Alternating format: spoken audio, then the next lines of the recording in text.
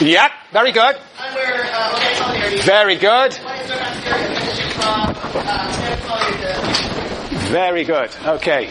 So basically, after this chapter 7 of book 1, we're over the hump with Durkheim. So next time we'll talk about book 2, chapter 2, which is a theory of transition. We'll see if there's any better theory of transition in Durkheim than there is in Marx. And then next week we'll talk about the abnormal forms, book 3, and it's all plain sailing from then on. Okay, very good. Very good. Any questions? Any questions? Good. Okay. All right. Durkheim. We were in the middle of Durkheim last time. And Durkheim's project is to define sociology as what? The science of moral facts. Moral rules. Rules that are obligatory on all of us. That is how he defines sociology in the beginning of this book. So the first thing is he said we've got to make explicit the moral rules that exist in any society. But then he says, and this is his second point you might say, and then he says there actually turn out to be certain phenomena that have uncertain, ambiguous moral value. And we can see that in our society. There are lots of debates, for example, around abortion, capital punishment, same-sex marriage. This country is full of debates around these phenomena, around sort of moral issues that have certain ambiguous moral value, in fact have different values for different sections of the population. What Durkheim is going to suggest is that sociology can figure out, scientifically, whether in fact abortion, same-sex marriage, capital punishment is something we should support or not. In his time, he was concerned about the question of the division of labour. This was of uncertain moral value, and there were debates, and there continue to be debates indeed, but there were flourishing debates at the time as to whether division of labour is something you should support and celebrate or something that you should oppose. Yes. Something you should support or something you should thwart. Is it good or is it bad? Well, we know one person who doesn't think it's a great thing, and that's a fellow called Marx. So we have already in this course last semester sort of come across somebody who doesn't think it's so good, and there are, as we will see, another person we had last semester who did think it was so pretty good, right? Adam Smith. So, even last semester we had a little debate. So anyway, Durkheim's going to figure out whether it's good or bad on scientific grounds. And to do that, he's going to compare it with something that is unambiguously good. Now, compare with, that's one of the words he used at one point. But in the end, in this book, it really isn't a matter of comparing division of labour with something good, i.e. with solidarity, which is unambiguously good for Durkheim. It's not a matter of comparing. It turns out to be what? The question turns out to be, does the division of labour lead to solidarity? And if it leads to solidarity, if it contributes a lot of solidarity to society, then we can probably say that division of labour is good. It turns out to be whether the division of labour causes solidarity. Now, of course, as we talked about it last time, solidarity for Durkheim is unambiguously good, this feeling of oneness with others, but actually, some people might even question that as a universal good. Marx might question it. He say, well, yeah, working class solidarity is good, but solidarity between capital and labour is not good because that will mystify and hide exploitation. So, it seems obvious to Durkheim and perhaps to you that solidarity is unambiguously good, but not to everybody. But anyway, we have to go along with the assumptions of our theorists. We did that last semester, and we will do it this semester. So for Durkheim, solidarity is unambiguously good, and the question is, does division of labour contribute to solidarity? Well, he says, solidarity is so profound and fundamental a moral value that in fact it is almost a measure of the health of society. A solidary society is a good society, but just like the health of the body, you cannot measure it directly, you have to measure it indirectly, and he then puts up a second quite controversial proposal that we should measure solidarity by the laws in society. The more solidarity, the more relations there are among people, and thus the more laws there are. But he says, the division of labour actually corresponds to a particular type of solidarity, a solidarity based on complementary differences, what he calls organic solidarity. Because in division of labour people specialise, and in specialising they become dependent upon one another. So the solidarity associated with the division of labour is what he calls organic solidarity, a solidarity based on interdependence, as compared with a solidarity based on similarities, which is what he calls mechanical solidarity. A society based on mechanical solidarity, in fact, in the extreme form, has no division of labour and everybody does the same, looks the same and acts the same. A rather unreal society, in fact. And then finally he said, okay, what we're going to do is have to see if the number of restitutive laws increase and the number of repressive laws that correspond to mechanical solidarity fall, and if that is the case, then the solidarity in society contributed to by division of labour is very important. But then the final point is, if there's actually turned out to be a lot of conflict in society, then we got a problem. That division of labour under certain circumstances does indeed not lead to solidarity, but leads to conflict. And those forms that lead to conflict, he very niftily calls them abnormal. Real true division of labour will actually lead to solidarity. That's the overall architecture of this amazing book. Okay, that's my first summary point.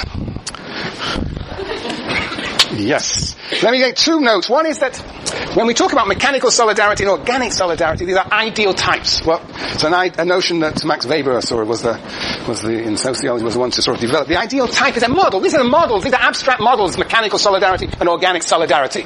And the world is made up of usually some combination of the two, or some distortion of one of them. So you have to be very careful that he's dealing with these ideal types. There's no such thing as mechanical solidarity, I don't think. I don't think Durkheim thinks so either, in which everybody acts the same, looks the same, behaves the same. We have some approximations in small-scale societies, and even in parts of our own society. But essentially there's no extreme. The extreme form of mechanical solidarity, I know division of labour, is an unreal view. It's a model. It's an analytical type. It's an extreme form, an ideal type, just as organic solidarity is. So he's operating with these two ideal types in this book. Yes, so that's the first point I wanted to make. And the second little point I wanted to make is that we're going to be building up this theory brick by brick as we did before, so you have to suspend judgment until we get to the end, and then you can do the ransacking. So we're going to suspend and see what Durkheim delivers in the end, just as we saw what Marx delivered in the end. So, brick by brick. Where are we going? By the end of next week, we'll have put the whole house together. Okay. That's my first version of the summary. Now I'm going to draw you a picture, because you deserve pictures. I'm going to draw you a picture that I think will go from one board to the next board. Yeah, I think I'll go horizontally rather than vertically. A picture of what we've already done. So you will never, ever, ever, ever sell or forget it. Okay. Alright, on the top here, we're going to have mechanical solidarity. And down below, we're going to have organic solidarity. A solidarity based on what? Likenesses. Yes. Organic solidarity based on complementary what? Differences. And remember, he appealed to the idea of man and woman in marriage, and man specializes in intellectual and scientific activities, and woman in, what did he say? Artistic and what?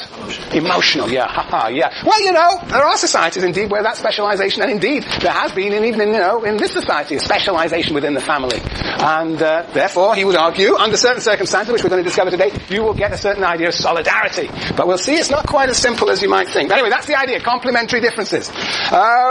Okay. Here, we have a mechanical solidarity. We have direct links to society. Basically, everybody is bound to one another. Bound to one another. Everybody's like one another, and it all clings to one another. They're attached to one another. Whereas here, people are indirectly linked to society. They're indirectly linked on the basis of their interdependence with others. Indirect links to society. They're linked to society through their interdependence with others. Okay. Alright. Now, what's the story here? The next thing I want to talk about the relation of the collective consciousness and the individual consciousness. Remember, we talked about this last time. That in a society based on mechanical solidarity, what can we say about the collective consciousness? That is sentiments that we all share. Alex? It's one, and it's very strong. And what's its relationship to individual consciousness? It's what then? Relationship between the collective and the individual. Right, very good. The collective consciousness, you might say, is very much stronger than the individual consciousness. Even to the point in the extreme where there is no individual consciousness. There is no such sense of individuality. You don't like that picture up there? No? What? Very much bigger, that means. Right? This means bigger, that means very bigger, that means very, very, very much bigger. Mathematical symbols. Sociology is just a bunch of mathematical symbols. Yes, okay, let's know. Okay, right, very good. Good. Collective consciousness. Okay, Sienna, is very much bigger than individual consciousness. Now, did anybody figure out why Durkheim calls a society where the collective consciousness is very strong and individuality does hardly exist? Why he called that mechanical solidarity? Kristen? If the parts aren't moving individually, they're only moving collectively, like in E. Very good. Page? 84. Very good. Page 84. Has everybody got their books? Oh, well, the first thing you do when you come to class is bring your book out. Has there ever been an occasion when you haven't needed your book in this class, Bridget? Never. Right. So I'm just, you should, as you take your notebook out, you should take your textbook out. Very good. Oh, and the readers will be ready they're probably already ready. If you're interested, Copy Central. But you don't need them yet. Okay, 84. Everybody on page 84. Bridget, are you on 84? Good. Do you know where it is on 84? Yes, the last paragraph. Very good guess. Very good. Why don't you read it out? I'm sure it's we only, or... we only. Well, I was thinking that you should start at the beginning of the paragraph. The social molecules that can only cohere in this one manner cannot therefore move as a unit space insofar as they lack any movement of their own. As to molecules... Slow. Can you hear it at the back? Is that Simeon at the back there? Can you hear? Yeah. Very good. Just checking. Very good, Bridget. Continue. This is why we suggest that this kind of solidarity should be called mechanical. Why, Simeon, are we calling it mechanical? Because they lack any movement of their own. Very good. Continue, Bridget. The word does not mean that solidarity is produced by mechanical and artificial means.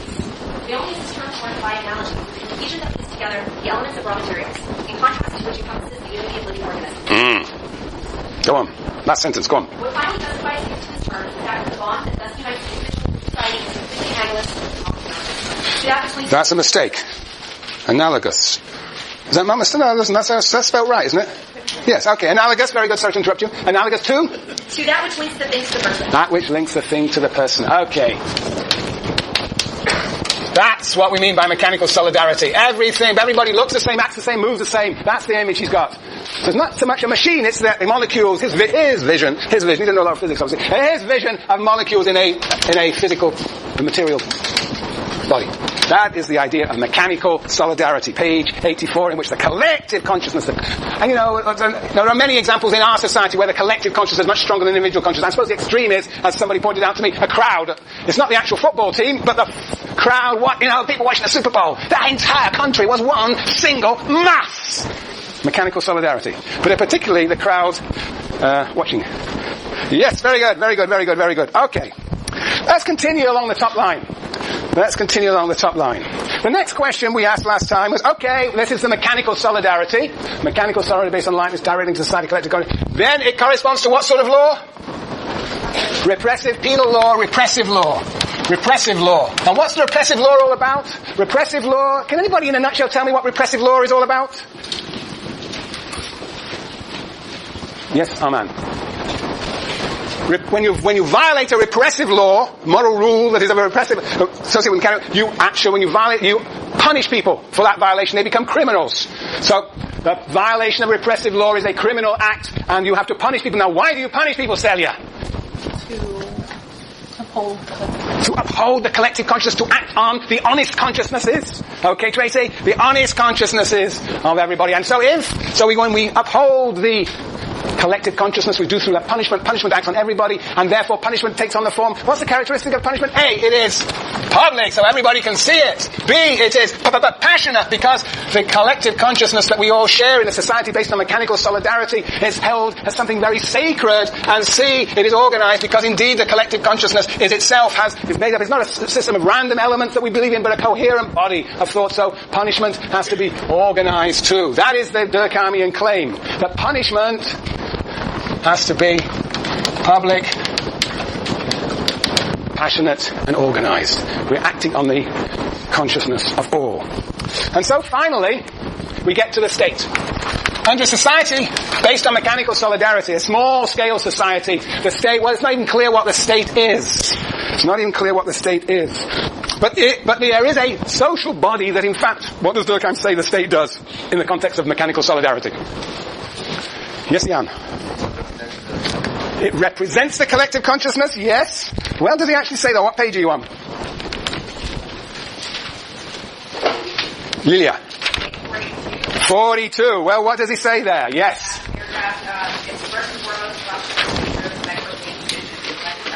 Respect for traditions and collective practices. Mm-hmm.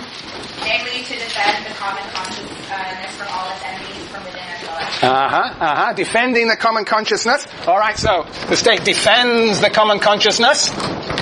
So in 9/11, when the United States is attacked from without, there suddenly is an enormous outpouring of our common sentiments. Passionate revulsion at those who attack. Mobilized by the representative of the state, namely the president. Yeah, all right. So